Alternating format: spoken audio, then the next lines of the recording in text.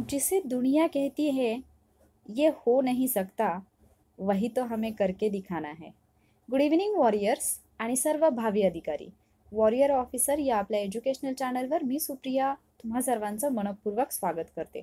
युद्धाभ्यास 5.2 मध्ये आपण अणू आणि त्याची रचना पाहणार आहोत. सायन्समधला केमिस्ट्रीमधला हा एक इम्पॉर्टंट टॉपिक आहे ज्याच्यावरती आयोगाने दरवर्षी प्रश्न विचारलेले आहेत आणि त्यामुळे या टॉपिकची तयारी करणं हे आपल्यासाठी आवश्यक आहे. हा टॉपिक बऱ्याच जणांना अवघड वाटतो. त्याचं रिझन म्हणजे नक्की अणु म्हणजे काय, त्याची संरचना कशी आहे किंवा प्रोटॉन न्यूट्रॉन्स या गोष्टी लक्षात ठेवायला थोडं डिफिकल्ट वाटतं. पण आज तुमच्या सगळ्या कन्सेप्ट पण क्लिअर होतील आणि त्याचबरोबर कशा पद्धतीचे प्रश्न या टॉपिकवरती विचारले जातील याचा अभ्यास केल्यामुळे नक्कीच याच्यावरती जर प्रश्न आला तर तो प्रश्न तुमचा चुकणार नाही.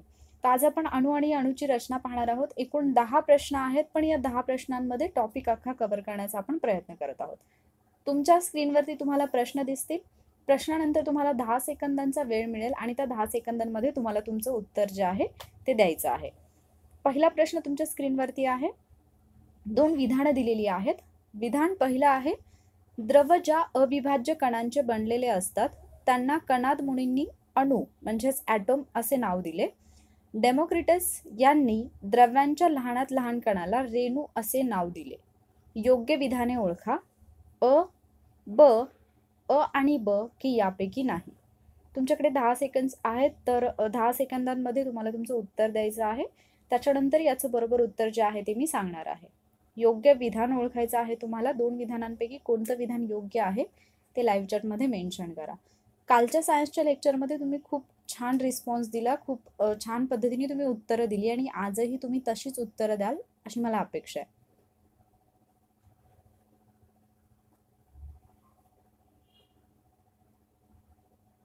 या प्रश्नाचं जे बरोबर उत्तर आहे ते आहे पर्याय क्रमांक 4 यापैकी नाही. म्हणजे ही दोन्हीही विधानं योग्य नाहीत म्हणजेच अयोग्य आहेत. तर एक्झॅक्टली ही कन्सेप्ट काय आहे किंवा कुणी काय नाव दिलं याच्याबद्दल आपण थोडक्यात बघूयात. तर जर आपण अणूचा शोधविषयक सिद्धांत पाहिला तर इसवी सन पूर्व 6व्या शतकामध्ये ऋषी कणाद हे नाव लक्षात ठेवा. कणाद ऋषी जे होते त्यांनी असं प्रतिपादन केलं की पदार्थ हा अविभाज्य अशा अत्यंत लहान कणांनी बनलेला आहे आणि त्या कणाला ऋषी कणाद यांनी परमाणू असं नाव दिलं. आपल्याला प्रश्नामध्ये म्हटलेलं आहे अणू असं नाव दिलं, तर ते विधान चुकीचं आहे. ऋषी कणाद जे आहेत त्यांनी त्याला परमाणू असं म्हटलं. तर थोडक्यात परमाणू हा शब्द आपल्याला म्हणजे जस्ट लक्षात ठेवण्यासाठी सांगते की परमाणू हा शब्द आपल्याला थोडासा आध्यात्मिक वाटू शकतो, म्हणजे परमात्मा सारखा वगैरे. तर मग ऋषी आणि परमाणू हे या 2 गोष्टी तुम्ही कनेक्ट करू शकता, कारण ही दोन्ही नावं थोडीशी आध्यात्मिक वाटू शकतात. म्हणजे लक्षात ठेवायला ही ट्रिक म्हणून सोपं आहे. त्यानंतर दुसरे एक विचारवंत होते, ग्रीक विचारवंत डेमोक्रिटस. त्यांनी असं गृहीतक मांडलं की द्रव्य जे असतात ते अत्यंत लहान कणांपासून बनलेले असतात आणि या कणाला डेमोक्रिटसनी इसवी सन पूर्व 430 मध्ये ॲटमॉस हे नाव दिलं. ॲटमॉस या शब्दाचा अर्थ काय होतो, तर द्रव्याला कापता येणार नाही किंवा सर्वात लहान अविभाज्य घटक. म्हणजे जिथे आपण अणू असं पाहिलं होतं मगाशी, जे दुसऱ्या विधानामध्ये आपल्याला असं सांगितलं होतं की यांनी रेणू असं नाव दिलं, तर ते चुकीचं आहे. डेमोक्रिटस यांनी या कणाला ॲटमॉस असं नाव दिलेलं आहे आणि त्याचा अर्थ होतो की सर्वात लहान अविभाज्य असा घटक, म्हणजे त्याचे पुन्हा भाग पडू शकत नाहीत असा घटक. तर ही दोन्ही विधानं लक्षात ठेवा आणि त्यामुळे या प्रश्नाचं जे उत्तर आहे ते आहे पर्याय क्रमांक 4. पुढच्या प्रश्नाकडे जाऊयात आपण. पुढचा प्रश्न आहे, इथे जोड्या दिलेल्या आहेत 4 जोड्या आणि इथे तुम्हाला विचारलेलं आहे अयोग्य जोडी ओळखा. एका बाजूला आहेत शास्त्रज्ञ आणि दुसऱ्या बाजूला आहेत सिद्धांत. पहिली जोडी आहे डाल्टन अणुसिद्धांत. तुम्हाला इंग्लिशमधले वर्ड्स पण समोर दिसत असतील, ॲटॉमिक थेअरी. त्यानंतर दुसरा पर्याय आहे थॉम्सन प्लम पुडिंग अणुप्रारूप, plum pudding model of atom. त्यानंतर रुदरफोर्ड स्थायी कक्षा अणुप्रारूप, स्टेबल ऑर्बिट मॉड्यूल. आणि चौथी जोडी आहे बोर केंद्रीय अणुप्रारूप, न्यूक्लिअर मॉडेल ऑफ ॲटम. तर याच्यापैकी कोणती जोडी अयोग्य आहे? 1 आणि 2, 2 आणि 3, 3 आणि 4 की यापैकी नाही. म्हणजे कोणतीही जोडी अयोग्य नाही, सर्व जोड्या बरोबर आहेत. तर याचं जे उत्तर आहे ते तुम्ही लाईव्ह चॅटमध्ये मेन्शन करा. 10 सेकंदांचा वेळ तुम्हाला मी देते.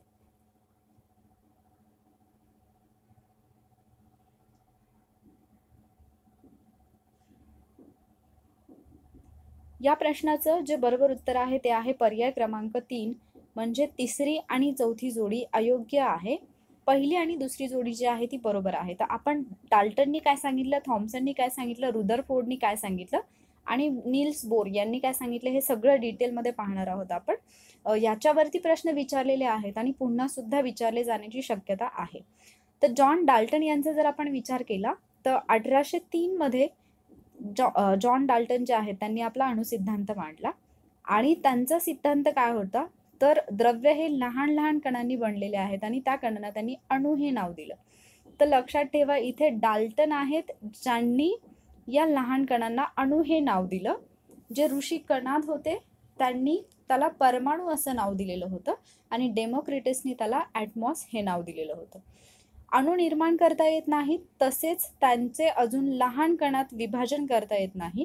ते रासायनिक प्रक्रियेत नष्टही करता येत नाहीत. म्हणजे जॉन डाल्टननी असं म्हटलं की सर्वात लहान लहान कण जे आहेत त्यांना अणु असं म्हटलं आणि अणु जो आहे तो निर्माणही करता येत नाही, त्याचं अजून लहान कणामध्ये विभाजन सुद्धा करता येत नाही आणि रासायनिक प्रक्रियेत ते नष्ट सुद्धा करता येत नाहीत.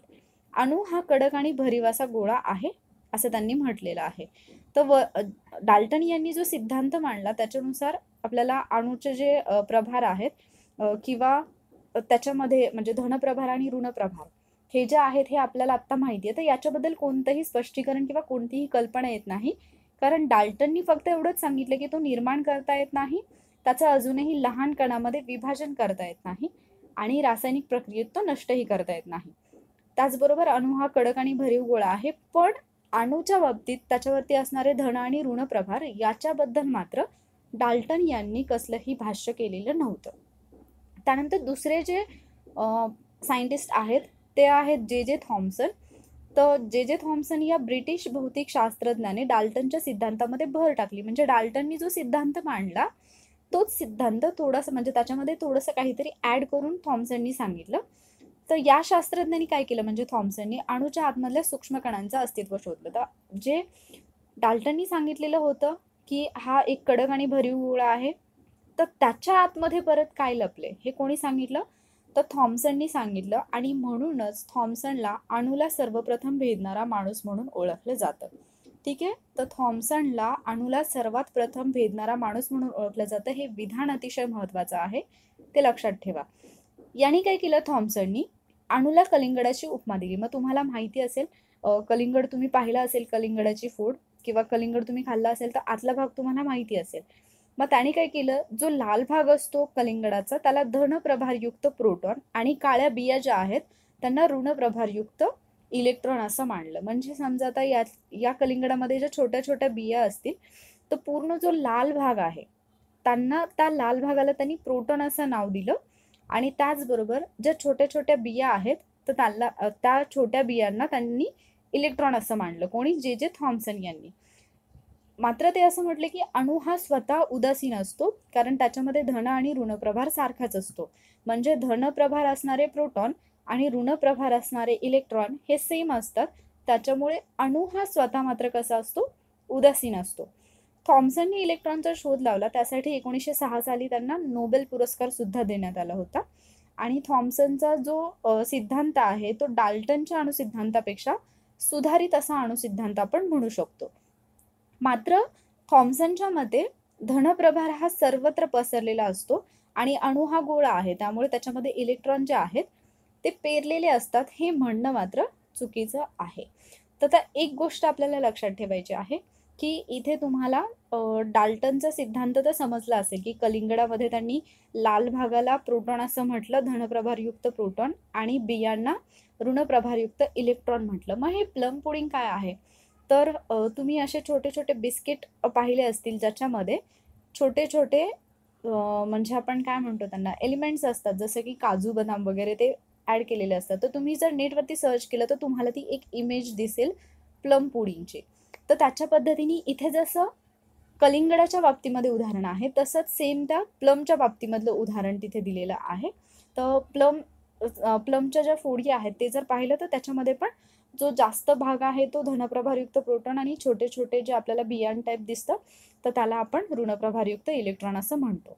तर याच्या बाबतीत लक्षात काय ठेवायचं, कलिंगडामध्ये कुठल्या भागाला कोणती उपमा दिली आणि त्यानंतर अणूला सर्वप्रथम भेदणारा माणूस म्हणून कोणाला ओळखलं जातं, ते जे थॉम्सन यांना. त्यानंतर तिसरा जो सिद्धांत आहे ते किंवा तिसरे जे शास्त्रज्ञ आहेत ते आहेत रुदरफोर्ड. तर रुदरफोर्ड यांनी काय केलं होतं, एक प्रयोग केला होता ज्याच्यामध्ये त्यांनी एक सोन्याचा पत्रा किंवा सुवर्णपत्री आपण त्याला म्हणतो, तर त्याच्याद्वारे त्यांनी जो थॉम्सनचा अणु सिद्धांत आहे तो खोडून काढला. म्हणजे थॉम्सननी जे सांगितलं तर तो सिद्धांत कम्प्लिटली खोडण्याचा प्रयत्न केला आणि यांनी एक प्रयोग केला की सोन्याचा अतिशय पातळ असा पत्रा घेतला आणि त्याच्यावरती अल्फा जे किरण असतात, तर अल्फा बीटा गॅमा हे आपण पाहणार आहोत युद्धाभ्यासमध्ये. या युद्धाभ्यासमध्ये शेवटच्या लेक्चरमध्ये ते होऊन जाईल, तेव्हा तुमच्या लक्षात येईल ते. तर अल्फा जे किरण असतात तर त्यांचा मारा केला. त्याच्यामध्ये त्यांना असं आढळलं की जास्तीत जास्त अल्फा किरण हे कोणताही अडथळा न येता सोन्याच्या पत्र्यातून आरपार जातात. काही किरण मात्र काय होतात, जसेच्या तसे परत फिरतात आणि काही किरण आपला मार्ग बदलून तिरप्या मार्गाने जातात. म्हणजे समजा आपण आता उदाहरणार्थ जर पाहिलं, जर समजा इथे असा पत्रा पाहिला आपण, हा आपण गृहीत धरूयात की सोन्याचा पत्रा आहे. या रुदरफोर्डनी काय केलं, काही किरण जे आहेत अल्फा किरण ते इथून पाठवले. तर काही किरण आरपार गेले त्या पत्रातून, काही किरण गेले आणि परत वापस आले आणि काही किरण जे होते ते समोर गेले आणि त्यांनी त्यांची दिशा बदलली. म्हणजे त्यांनी जो प्रयोग केला त्याच्यामधून त्यांना असं लक्षात आलं की ही जी घटना घडली की काही किरण जे आहेत अल्फा किरण हे त्या पत्रावरती आदळले आणि परत आले, म्हणजे एखादी बंदुकीची गोळी जशी टिश्यू पेपरवरती आदळून परत येईल अशा पद्धतीने घडणारा हा चमत्कार आहे. आणि म्हणून मग त्यांनी परत असं म्हटलं की अणूचा सर्व भार हा त्याच्या केंद्रकामध्ये असतो आणि त्याला आपण अणुकेंद्रक असं म्हणतो आणि हा धन प्रभारित असतो. हलके ऋण प्रभारित इलेक्ट्रॉन सुद्धा असतात, मात्र ते अणुकेंद्रकाभोवती कक्षांमध्ये भ्रमण करतात. हे सांगितलेलं आहे कोणी, रुदरफोर्डनी. रुदरफोर्डनी असं म्हटलं की अणूचं केंद्रक जे असतं ते धनप्रभारित असतं आणि ऋण प्रभारित इलेक्ट्रॉन हे अणूच्या केंद्रकाभोवती कक्षेमध्ये भ्रमण करत असतात. अशा पद्धतीने हा होता रुदरफोर्डचा सिद्धांत. आणि चौथा येतो नील्स बोर यांची अणुप्रतिकृती. तर नील्स बोर जे होते त्यांनी काय केलं, रुदरफोर्डनी जे सांगितलं त्याच्यामध्ये थोडेसे काही बदल केले आणि त्यांनी असं म्हटलं की इलेक्ट्रॉन जे आहेत ते निश्चित कक्षांमध्येच परिभ्रमण करू शकतात. म्हणजे स्टेबल ऑर्बिट मॉड्यूल जे आहे ते कोणी सांगितलेलं आहे, तर नील्स बोर यांनी. त्यांचं म्हणणं असं होतं की हे अणुकेंद्रक आहे, याच्या भोवती काही कक्षा आहेत आणि त्याच्यामधून इलेक्ट्रॉन फिरतात. तर हे इलेक्ट्रॉन जे आहेत ते निश्चित अशा एका कक्षेमधूनच फिरतात. ते एका कक्षेमधून दुसऱ्या कक्षेमध्ये जाऊ शकतात, परंतु ते फिरत फिरत कक्षा बदलू शकत नाहीत. एका निश्चित कक्षेतून दुसऱ्या कक्षेत जाण्यासाठी इलेक्ट्रॉनला काय करावं लागेल, विशिष्ट ऊर्जा शोषून घ्यावी लागेल किंवा ती उत्सर्जित करावी लागेल. अशा प्रकारे या चारही सिद्धांतांनुसार अणूंमध्ये काही आणखी सूक्ष्म कण जे आहेत ते शोधले गेले. तर अशा पद्धतीने हे चारही शास्त्रज्ञ जे आहेत त्यांच्याबद्दलची माहिती मी तुम्हाला सांगितलेली आहे. पुढे काही प्रश्न येतील त्याच्यावरून तुम्हाला आणखी हे क्लिअर होईल. पुढचा प्रश्न आहे, इथे 3 विधानं दिलेली आहेत. पहिलं विधान आहे अणूचे केंद्रक प्रभाररहित असते. दुसरं विधान आहे अणूचे जवळजवळ सर्व वस्तुमान केंद्रकात एकवटलेले असते. आणि तिसरं विधान आहे केंद्रकामध्ये केवळ प्रोटॉन हे न्यूक्लियॉन असते. योग्य विधान ओळखा. अ, ब, क की सर्व. 10 सेकंदांचा वेळ आहे तुमच्याकडे, याचं उत्तर द्या आणि मग त्याच्यानंतर आपण एक्झॅक्टली ही कन्सेप्ट काय आहे, अणू नेमका कसा असतो ते याच्याबद्दल सगळं आपण माहिती पाहणार आहोत.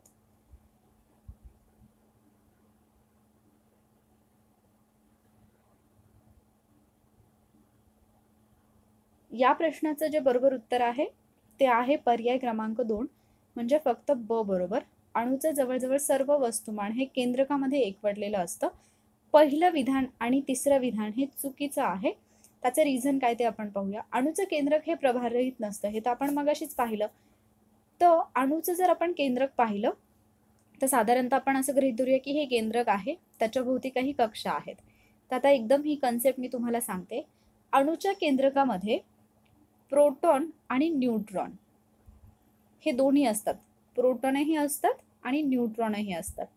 तर याच्यामध्ये प्रोटॉन जे असतात ते त्यांच्यावरती धनप्रभार असतो, म्हणजे पॉझिटिव्ह चार्ज असतो प्रोटॉनवरती.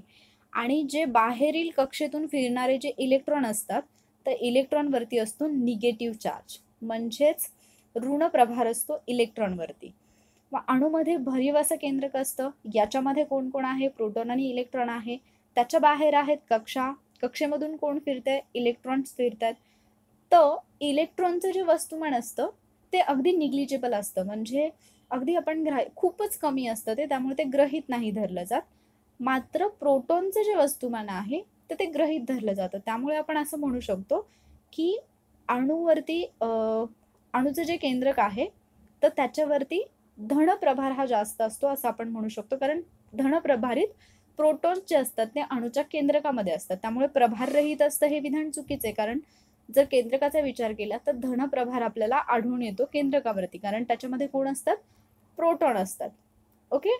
त्यानंतर अणूचं जवळजवळ सर्व वस्तुमान केंद्रकात एकवटलेलं असतं. तर मी आत्ताच तुम्हाला सांगितलं की प्रोटॉन हे धनप्रभारयुक्त असतात, न्यूट्रॉन जे असतात ते उदासीन असतात. मात्र प्रोटॉन प्लस न्यूट्रॉन मिळून अणूचं जे आहे ते वस्तुमान ठरत असतं. आणि इलेक्ट्रॉनचं जे वस्तुमान असतं ते अगदी निग्लिजिबल असतं किंवा खूपच कमी असतं, त्यामुळे ते ग्राह्य धरलं जात नाही.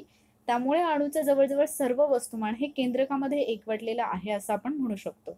आणि केंद्रकामध्ये कोण कोण असतं? मी आत्ताच तुम्हाला सांगितलं की केंद्रकामध्ये प्रोटॉनही असतात आणि न्यूट्रॉनही असतात. तर प्रोटॉन प्लस न्यूट्रॉन या दोन्हीला मिळून आपण न्यूक्लियॉन असं म्हणतो. तर विधानामध्ये असं म्हटलं की केवळ प्रोटॉन हे न्यूक्लियॉन असतात, तर ते चुकीचं आहे. अणूच्या केंद्रकामध्ये प्रोटॉन आणि न्यूट्रॉन हे असतात आणि त्यांना एकत्रितपणे न्यूक्लियॉन असं म्हणतात. मात्र आणखी एक गोष्ट की जेवढे प्रोटॉन आपल्याला केंद्रकामध्ये पाहायला मिळतात तेवढेच इलेक्ट्रॉन या अणूच्या कक्षेमध्ये आपल्याला पाहायला मिळतात. जेवढे प्रोटॉन असतात एखाद्या अणूमध्ये तेवढेच इलेक्ट्रॉन असतात, म्हणजे प्रोटॉनची आणि इलेक्ट्रॉनची संख्या ही नेहमी समान असते. मात्र न्यूट्रॉनची संख्या ही वेगवेगळी असू शकते. ठीक आहे, पुढच्या प्रश्नाकडे जाऊयात. पुढचा प्रश्न जो आहे तो वस्तुमानाबद्दलच आहे, ॲटॉमिक मासबद्दल आहे. 2 विधानं आहेत. पहिलं विधान आहे 1 AMU म्हणजे 1.66 गुणिले 10⁻27 आणि विधान ब आहे AMU ला डाल्टन असे नाव देण्यात आले. अयोग्य विधान ओळखा. अ, ब, अ आणि ब की यापैकी नाही. तुमचं जे उत्तर आहे ते लाईव्ह चॅटमध्ये द्या. 10 सेकंदांचा वेळ आहे तुमच्याकडे.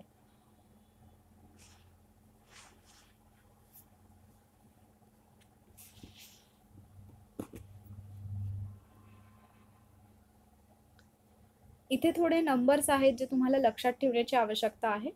तर हे नंबर्स कसे लक्षात ठेवायचं हा पण बऱ्याचदा डोक्यामध्ये गोंधळ असतो. तर याच्यासाठी तुम्हाला रिपिटेशन करावं लागेल. एक 4 ते 5 वेळा जर तुम्ही रिपीट केले हे नंबर्स, किंवा जरी प्रश्न आले म्हणजे तुम्ही जे क्वेश्चन पेपर सॉल्व्ह करत असाल त्याच्यामध्ये असे प्रश्न एक 2 ते 3 वेळा जर प्रश्न तुमच्या हाताखालून गेला तर ते नंबर्स तुमचे तोंडपाठ होऊन जातात. तर या प्रश्नाचं जर बरोबर उत्तर पाहिलं तर ते आहे पर्याय क्रमांक 4 म्हणजे यापैकी नाही. इथे आपल्याला विचारले अयोग्य विधान ओळखा. दोन्हीही विधानं बरोबर आहेत, त्यामुळे यापैकी नाही हे आहे याचं बरोबर उत्तर. अणुवस्तुमान जे मी तुम्हाला सांगितलं, तर अणुवस्तुमान, आता अणुवस्तुमान आणि अणुअंक काय हे आपण डिटेलमध्ये पाहणार आहोत पुढच्या क्वेश्चनमध्ये.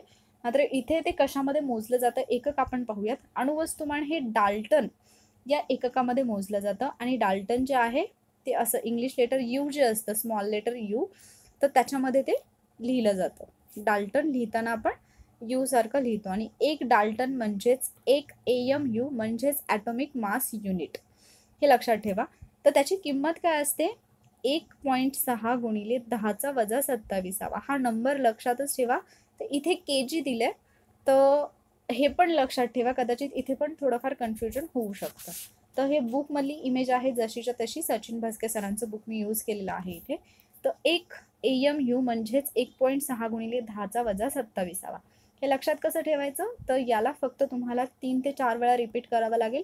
तुम्ही जर तुमच्या फ्रेंड्ससोबत अभ्यास करत असाल तर तुम्ही त्यांना प्रश्न विचारू शकता आणि त्यांनी तुम्हाला विचारल्यानंतर तुम्ही हा नंबर सांगू शकता, किंवा जो आपला ग्रुप आहे टेलिग्रामचा तर तिथे तुम्ही हाच प्रश्न विचारू शकता, इतरांकडून आन्सर घेऊ शकता आणि परत तुम्ही स्वतःसुद्धा ह्याचा आन्सर देऊ शकता.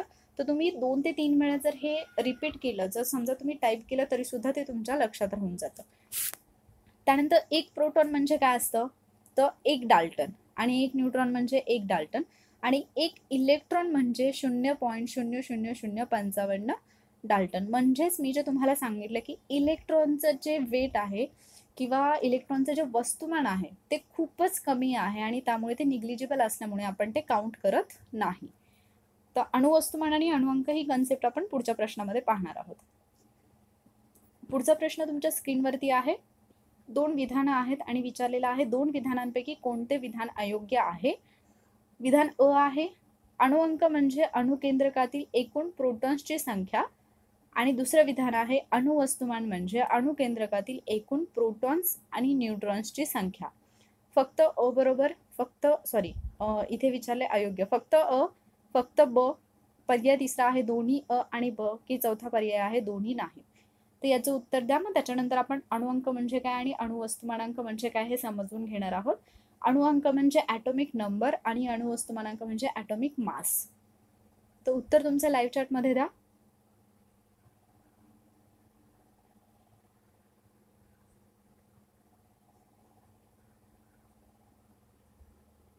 दहा सेकंड्स झालेत.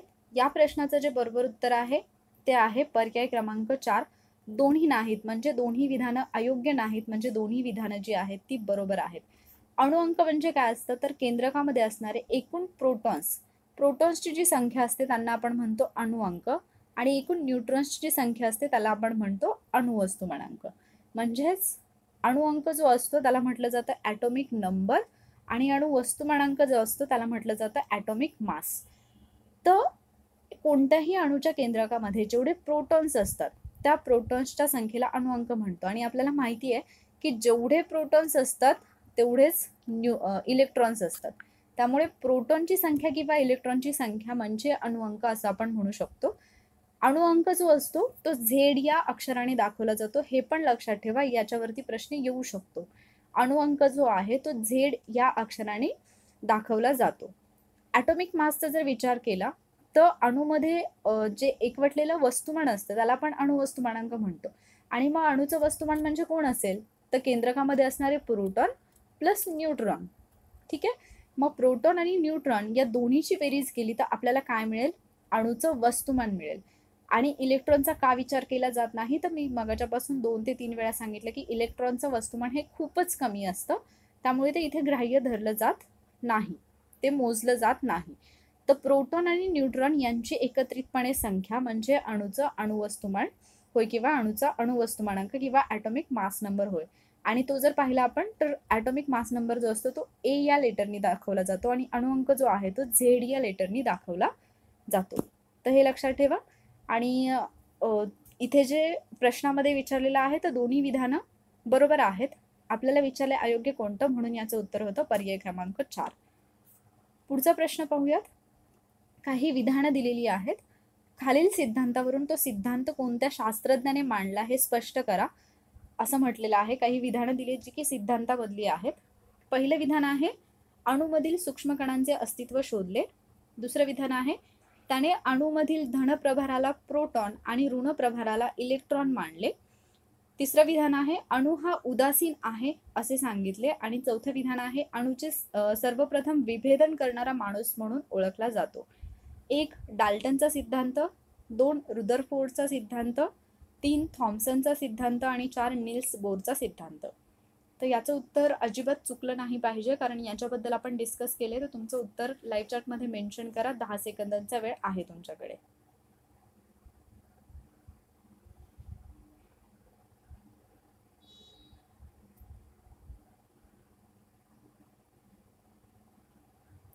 दहा सेकंड्स झालेत. या प्रश्नाचं जे बरोबर उत्तर आहे ते आहे पर्याय क्रमांक 3 म्हणजे थॉम्सन. मी मगाशीच सांगितलं होतं तुम्हाला की जे थॉम्सन यांनी जो सिद्धांत मांडला त्याच्यानंतर त्यांना अणूला भेदणारा माणूस किंवा अणूचं सर्वप्रथम विभेदन करणारा माणूस म्हणून ओळखलं जातं. तर जे थॉम्सन यांनी काय केलं होतं, कलिंगडाची फोड जी होती तर तिचं उदाहरण मी तुम्हाला सांगितलं होतं. याच्यामधला जो लाल भाग होता त्या लाल भागाला त्यांनी धनप्रभारयुक्त प्रोटॉन मानलं होतं. तर ज्या बिया होत्या काळ्या रंगाच्या तर त्या बियांना ऋणप्रभारयुक्त इलेक्ट्रॉन असं त्यांनी मांडलेलं होतं. आणि म्हणून जे थॉम्सन जे आहेत त्यांना अणूला सर्वप्रथम भेदणारा माणूस असं सुद्धा म्हटलं जातं, कारण अणूच्या आतमध्ये काय आहे, जे सूक्ष्मकण आहेत त्यांचं अस्तित्व जे आहे ते थॉम्सन यांनी शोधलेलं होतं. आणि त्याचबरोबर अणू हा उदासीन असतो कारण धन आणि ऋणप्रभार त्यांच्यावरती सारखाच असतो असं जे थॉम्सन यांनी सुद्धा सांगितलेलं आणि 1906ला त्यांना नोबेल पुरस्कार देण्यात आला होता. पुढच्या प्रश्नाकडे जाऊयात. पुढचा प्रश्न आहे, चुकीचा नसलेला पर्याय शोधा. 3 विधानं आहेत. पहिलं विधान आहे, अणूच्या केंद्रकातील प्रोटॉन संख्या म्हणजे त्या मूलद्रव्याचा अणुवस्तुमानांक होय. दुसरं विधान आहे, हेलियमचा अपवाद वगळता सर्व मूलद्रव्यांच्या अणुकेंद्रकामध्ये न्यूट्रॉन असतात. आणि तिसरं विधान आहे, एका न्यूट्रॉनचे वस्तुमान जवळजवळ प्रोटॉनच्या वस्तुमाना इतके असते. अ आणि ब, फक्त ब, फक्त क, की फक्त ब आणि क. तर याचं जे उत्तर आहे ते लाईव्ह चॅटमध्ये द्या. 10 सेकंदांचा वेळ आहे. त्याच्यानंतर आता याच्यामधलं ऑलरेडी 1-2 विधानं तर आपण पाहिलेलीच आहेत. तुमचं उत्तर मेन्शन करा.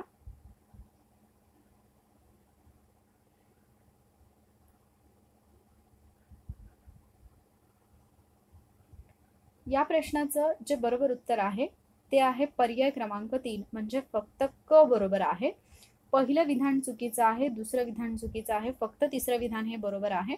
न्यूट्रॉनचं वस्तुमान हे जवळजवळ प्रोटॉनच्या वस्तुमाना इतकंच असतं. हे आपण मगाच्या प्रश्नामध्येच पाहिलं होतं जेव्हा आपण डाल्टन एककाबद्दल बोललो होतो.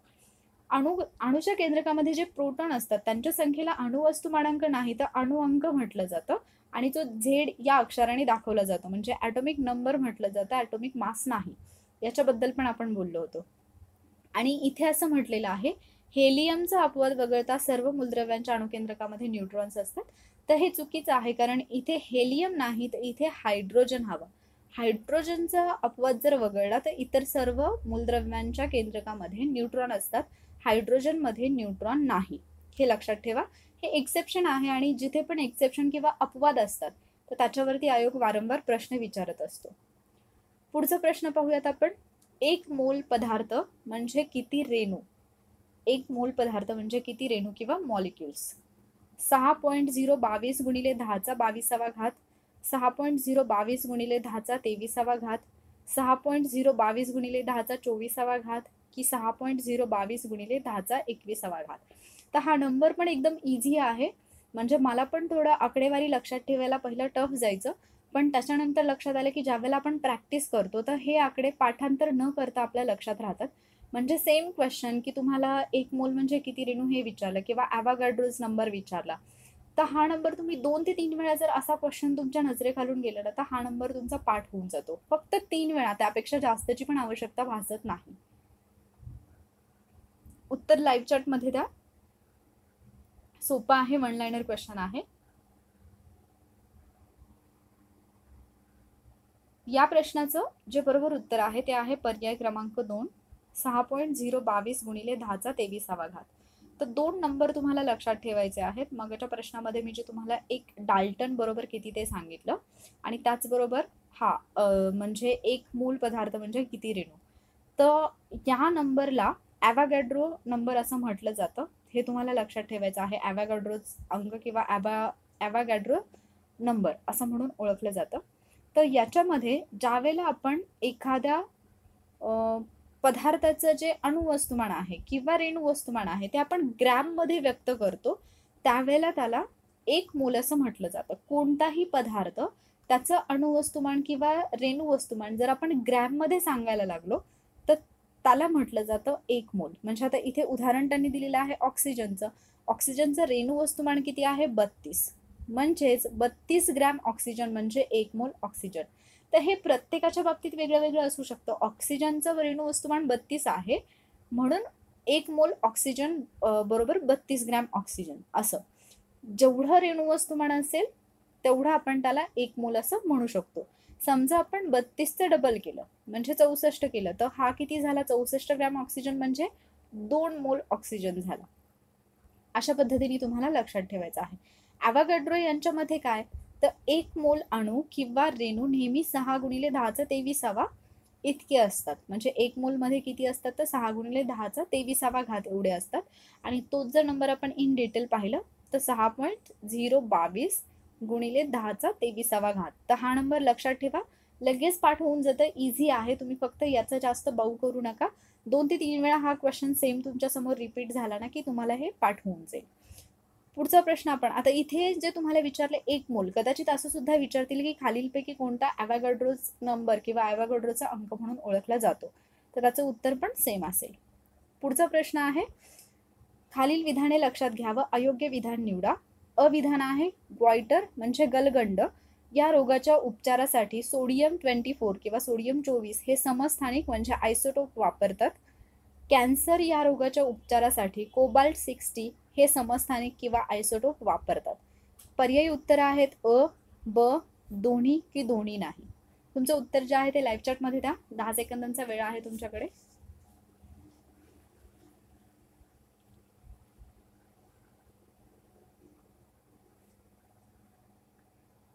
तर या प्रश्नाचं जे बरोबर उत्तर आहे ते आहे पर्याय क्रमांक 1. इथे विचारले तुम्हाला अयोग्य विधान ओळखा, तर गलगंडसाठी सोडियम 24 हे वापरलं जात नाही, त्यामुळे पहिलं विधान अयोग्य आहे. कॅन्सर किंवा कर्करोगासाठी कोबाल्ट 60 वापरलं जातं, हे विधान मात्र बरोबर आहे. तर आपण हे थोडं डिटेलमध्ये पाहूया, त्यानंतर आपण आयसोटोप्स काय असतात ते सुद्धा पाहणार आहोत. तर हे जे आयसोटोप्स असतात, एक्झॅक्टली ती कन्सेप्ट काय आहे ते मी तुम्हाला सांगते पुढच्याच प्रश्नामध्ये. तर अगोदर त्याचे काही उपयोग असतात ते आपण पाहून घेऊया. आयसोटोप्सचा जो वापर आहे तो औद्योगिक, वैद्यकीय आणि संशोधन क्षेत्रांमध्ये केला जातो. याच्यामध्ये कोबाल्ट 60चा वापर जो आहे तो कर्करोग किंवा कॅन्सरवरती केला जातो. तर इथे तुम्ही कोबाल्ट आणि कॅन्सर, कर्करोग हे तीनही शब्द आहेत ते क पासून सुरू होतात, तर ते तुम्ही रिलेट करू शकता. गलगंड किंवा ग्वायटर ज्याला आपण म्हणतो, तर त्याच्यावरती आयोडीन 131 हे जे समस्थानिक आहे ते वापरलं जातं. तुम्हाला म्हणजे अगदी तुम्ही जाहिराती वगैरे पाहत असाल तरी तुम्हाला माहिती असेल की आयोडीन जे आहे ते आपल्या शरीरासाठी किती इम्पॉर्टंट आहे आणि मध्ये आयोडीनयुक्त नमक तुम्ही वापरा असं ते सांगतात. तर त्याच्या पाठीमागचं रिझन हे आहे, ग्वायटर किंवा गलगंडवरती आयोडीन 131 हे वापरलं जातं, हे लक्षात ठेवा. सोडियम 24 जे आपल्याला प्रश्नामध्ये सांगितलेलं होतं जे की चुकीचं होतं, तर ते जमिनीखालील ज्या नळांमधील चिरा असतात त्या शोधण्यासाठी हे वापरलं जातं. म्हणजे जे क्रॅक्स गेलेले असतात ते शोधण्यासाठी सोडियम 24 हे वापरतात. कार्बन 14 याच्यावरती प्रश्न येऊन गेलेला आहे. हे जीवाश्मांचं वय ठरवण्यासाठी वापरलं जातं. म्हणजे जे जीवाश्म किंवा जे प्राणी असतात जे गाडले गेलेले असतात खूप वर्षांपूर्वी, त्यांचं वय ठरवण्यासाठी कार्बन 14 हे समस्थानिक वापरतात किंवा आयसोटोप वापरतात. आणि युरेनियम 235 हे सगळ्यांना माहिती आहे की केंद्रकीय विखंडन म्हणजे ऊर्जा निर्मितीमध्ये जिथे बॉम्ब वगैरे तयार केले जातात तर त्याच्यामध्ये युरेनियम 235 हे यूज केलं जातं. त्याचबरोबर अन्नपदार्थांचं सूक्ष्म जीवाणूपासून परीक्षण करण्यासाठी सुद्धा किरणोत्सारी मूलद्रव्यांचा वापर केला जातो. ठीक आहे. पुढचा प्रश्न आहे त्याच्याकडे जाऊयात आपण. पुढच्या प्रश्नामध्ये विचारलेला आहे, आयसोबार संबंधी काय खरे नाही. आयसोबार बद्दल विचारलेलं आहे, आयसोटोप्स बद्दल नाही, त्यामुळे व्यवस्थित उत्तर द्या. पहिलं विधान आहे, अणूमध्ये प्रोटॉनची संख्या सारखीच असते. दुसरं विधान आहे, यांचा अणुवस्तुमानांक सारखाच असतो. तिसरं विधान आहे, वेगवेगळ्या मूलद्रव्यांचे अणू असतात. आणि चौथं विधान आहे, यांचा अणुअंक वेगवेगळा असतो. तर इथे तुम्हाला विचारलेलं काय खरे नाही म्हणजे चुकीचं विधान कोणतं, तर ते तुम्हाला लाईव्ह चॅटमध्ये मेन्शन करायचं आहे. 10 सेकंदांचा वेळ आहे तुमच्याकडे.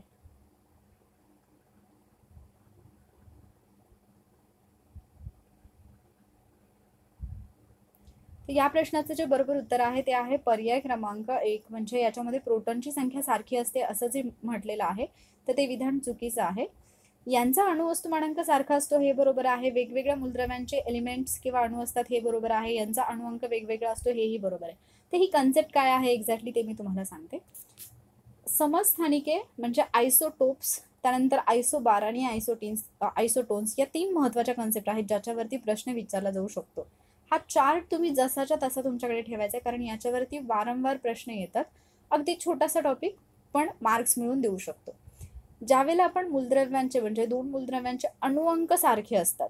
अणुअंक म्हणजे काय असतं तर मी तुम्हाला मगाशीच सांगितलं, अणुअंक म्हणजे प्रोटॉनची संख्या. ज्यावेळेला अणुअंक सारखे असतात तर ते समस्थानिके असतात. म्हणजे आपण असं म्हणू शकतो की आयसोटोप्समध्ये अणुअंक हे सारखे असतात, अणुवस्तुमानांक मात्र वेगळे असतात. अणुवस्तुमानांक म्हणजे काय, प्रोटॉन प्लस न्यूट्रॉन. तर प्रोटॉन प्लस न्यूट्रॉन हे वेगवेगळे असतात. म्हणजे हा जो फायनल नंबर येतो प्रोटॉन प्लस न्यूट्रॉनचा तो वेगळा येतो. म्हणजे न्यूट्रॉनची संख्या थोडक्यात आपण म्हणू शकतो की वेगळी आहे. मात्र प्रोटॉनची संख्या ही सारखी असते आणि यांचे जे रासायनिक म्हणजे प्रोटॉनची संख्या सारखी असल्यामुळे यांचे जे रासायनिक गुणधर्म असतात ते सारखे असतात. समस्थानिक ही एकाच मूलद्रव्यांची दोन रूपं असू शकतात. याच्यामध्ये अणुअंक हा सारखा असतो, म्हणजे प्रोटॉनची संख्या सारखी असते आणि प्रोटॉन प्लस न्यूट्रॉन याचा मिळून जो अणुवस्तुमानांक येतो म्हणजे ॲटॉमिक मास नंबर येतो तो मात्र वेगळा असतो. तर तुम्हाला लक्षात ठेवताना ॲक्च्युली हा चार्ट तुम्ही जर जसाच्या तसा लक्षात ठेवला ना तर तो जास्त इझिली लक्षात राहतो. पहिल्यांदा आयसोटोप्स, त्यानंतर आयसोबार्स आणि आयसोटोन्स, तर हे तुम्ही पॅरलली लक्षात ठेवलं तर ते जास्त इझी जाईल. अगोदर आपण एक एक पाहूयात आणि नंतर मग पॅरलली कसं लक्षात ठेवायचं ते पाहूयात. आयसोटोप्समध्ये काय आहे? अणुअंक सारखा, अणुवस्तुमानांक वेगळा आणि रासायनिक गुणधर्म सारखे. आयसोबार्समध्ये काय आहे? आयसोटोप्सच्या उलट, अणुवस्तुमानांक सेम आहे आणि अणुअंक वेगळा आहे. आयसोटोप्समध्ये होता अणुअंक सारखा, आयसोबारमध्ये आहे अणुअंक वेगळा. म्हणजे इथे काय असेल? प्रोटॉनची संख्या ही वेगळी आहे, कारण अणुअंक म्हणजे काय असतो? तर प्रोटॉनची संख्या असते. त्याचबरोबर आयसोबार्समध्ये रासायनिक आणि भौतिक गुणधर्म जे असतात ते दोन्हीही वेगळे असतात. म्हणजे जे दोन आयसोबार्स असतील त्याच्यामध्ये रासायनिक गुणधर्म आणि भौतिक गुणधर्म हे वेगळे असतील. आणि तिसरा प्रकार येतो तो म्हणजे आयसोटोन्स. तर आयसोटोन्समध्ये न्यूट्रॉन्सची संख्या ही सारखी असते आणि रासायनिक गुणधर्म जे असतात ते वेगळे असतात, मात्र भौतिक गुणधर्म हे सेम असतात. रासायनिक म्हणजे केमिकल आणि भौतिक म्हणजे फिजिकल. तर आता हे लक्षात ठेवताना तुम्हाला काय करायचं आहे? पॅरलली लक्षात ठेवायचं. म्हणजे आयसोटोप्स, आयसोबार आणि आयसोटोन्स असे 3 टप्पे तुम्हाला लक्षात ठेवायचे. इथे अणुअंक सारखा, इथे अणुवस्तुमानांक सारखा आणि इथे न्यूट्रॉन सारखे. अणुअंक सारखा, अणुवस्तुमानांक सारखा, न्यूट्रॉन सारखे. सारखं काय आहे ते तुम्हाला लक्षात ठेवायचं. इथे अणुवस्तुमानांक वेगळा, इथे अणुअंक वेगळा. म्हणजे इथे जे आहे ते क्रॉस आहे. तुम्हाला दिसत असेल की इथे जे आहे ते क्रॉस दिलेला आहे. ठीक आहे. त्यानंतर समस्थानिक म्हणजे आयसोटोप्समध्ये रासायनिक गुणधर्म सारखे आहेत. आयसोबारमध्ये मात्र रासायनिक आणि भौतिक दोन्हीही वेगळे आहेत. आणि तिसरं जर आपण पाहिलं तर आयसोटोनमध्ये मात्र रासायनिक वेगळे आहेत आणि भौतिक सारखे आहेत. तर हा चार्ट फक्त लिहून ठेवा तुमच्याकडे, ऑटोमॅटिकली हे तुमच्या लक्षात राहून जाईल. इझी आहे, जास्त अवघड करू नका. तुमचा स्कोर जो आहे तो लाईव्ह चॅटमध्ये मेन्शन करा. 10 प्रश्न झालेले आहेत आणि बऱ्यापैकी स्कोर आला असेल, कारण काल पण कोणाचं तरी मी कमेंटमध्ये पाहिलं 15 आउट ऑफ 15 होते, म्हणजे स्कोर पण चांगला येतो. आजचे क्वेश्चन्स जे होते ते सगळेच मी बुकमधून घेतलेले नव्हते, तर काही क्वेश्चन्स तुमच्यासाठी नवीन पण असतील. तरीही सायन्स एवढं जास्त अवघड नाही आहे जेवढं आपल्याला वाटतंय. ते आपण त्याला आणखी सोपं करण्याचा प्रयत्न करणार आहोत. उद्या जर आपण पाहिलं तर उद्याच्या युद्धाभ्यासमध्ये आपण कार्बनचं जग म्हणजे वर्ल्ड ऑफ कार्बन हा टॉपिक घेणार आहोत. तर कार्बनच्या याच्यामध्ये जे हे असतात म्हणजे हायड्रोकार्बन्स असतात, तर त्याच्यावरचा एक व्हिडिओ जो आहे अल्किन, अल्केन, अल्काईन, त्याच्यावरचा एक व्हिडिओ जो आहे तो ऑलरेडी वॉरियर ऑफिसरला आहे. जर तुम्ही तो पाहिला नसेल तर तो पाहून घ्या. उद्याच्या लेक्चरमध्ये तुम्हाला त्याची हेल्प होईल. आणि त्याच्यामध्ये मी ट्रिक पण सांगितलेली आहे की ते कशा पद्धतीने लक्षात ठेवायचे आहेत. त्यामुळे जर तुम्ही ते लेक्चर पाहिलं तर ते तुम्हाला इझी जाईल. मी शक्यतो प्रयत्न करेन आजच्या व्हिडिओमध्ये त्याची लिंक देण्याचा डिस्क्रिप्शनमध्ये, सो तिथून तुम्ही ते लेक्चर पाहू शकता. ठीक आहे. स्कोर बऱ्यापैकी आहे सगळ्यांचा. तर ज्यांचा स्कोर खूप चांगला आलेला आहे त्यांचं खूप खूप अभिनंदन. ज्यांचा स्कोर थोडाफार कमी आलेला आहे तर तुमचंही अभिनंदन, कारण तुम्ही अटेम्प्ट केलं, पण तुमचा स्कोर वाढला पाहिजे. तर हा आपला पहिला युद्धाभ्यास आहे ज्याच्यामध्ये आपण फक्त कन्सेप्ट पाहतोय आणि व्यवस्थित प्रत्येक गोष्ट आपल्याला समजली पाहिजे याच्यावरती फोकस आहे. त्यामुळे जरी थोडेफार मार्क्स कमी पडले तरी सुद्धा जास्त टेन्शन घ्यायचं नाही. फक्त जे आत्ता आपल्याला येत नाही ते आपल्याला आलं पाहिजे एवढंच डोक्यात ठेवायचं. ठीक आहे. तर उद्याच्या टॉपिकचा व्यवस्थित अभ्यास करून या. उद्याचे प्रश्न पण थोडेफार क्रिएटिव्ह घेण्याचा मी प्रयत्न करेन. आय होप ही जी लेक्चर सिरीज आहे ती तुम्हाला हेल्पफुल ठरत असेल. काही जण रिक्वेस्ट करतायत की मॅम म्हणजे 2 टाईम घ्या. ॲक्च्युली माझं शेड्यूल खूपच पॅक आहे, त्याच्यातून पण मी वेळ काढते युद्धाभ्याससाठी. तर पाहूयात, जर मला वेळ मिळाला, थोडाफार टाईम मला जर ॲडजस्ट झाला तर मी नक्कीच तुमच्यासाठी आणखी काही लेक्चर्स बनवेन. त्याचबरोबर प्लॅनसुद्धा मी लवकरच घेऊन येणार आहे की एक्झॅक्टली करंट अफेअर्सबद्दल जे डाऊट्स आहेत तुम्हाला, तर करंट अफेअर्स कधीपासून कधीपर्यंत करायचं, किंवा कंबाईंड पूर्वी आणि राज्यसेवेपूर्वी तुमचा एक्झॅक्टली प्लॅन काय असला पाहिजे. म्हणजे राज्यसेवेचं तर ऑलरेडी मी जो सांगितलेला आहे तो प्लॅन तुम्ही प्रॉपरली फॉलो केला तरी होऊन जाईल. कंबाईनसाठी रिव्हिजन प्लॅनची खूप डिमांड आहे, तर तो पण मी लवकरात लवकर अपलोड करण्याचा प्रयत्न करेन. जर ही लेक्चर सिरीज तुम्हाला युजफुल ठरत असेल तर लाईक नक्की करा, तुमच्या फ्रेंडसोबत शेअर करा आणि त्याचबरोबर वॉरियर ऑफिसर या आपल्या यूट्यूब चॅनलला नक्की सबस्क्राईब करा. Stay safe. Thank you warriors.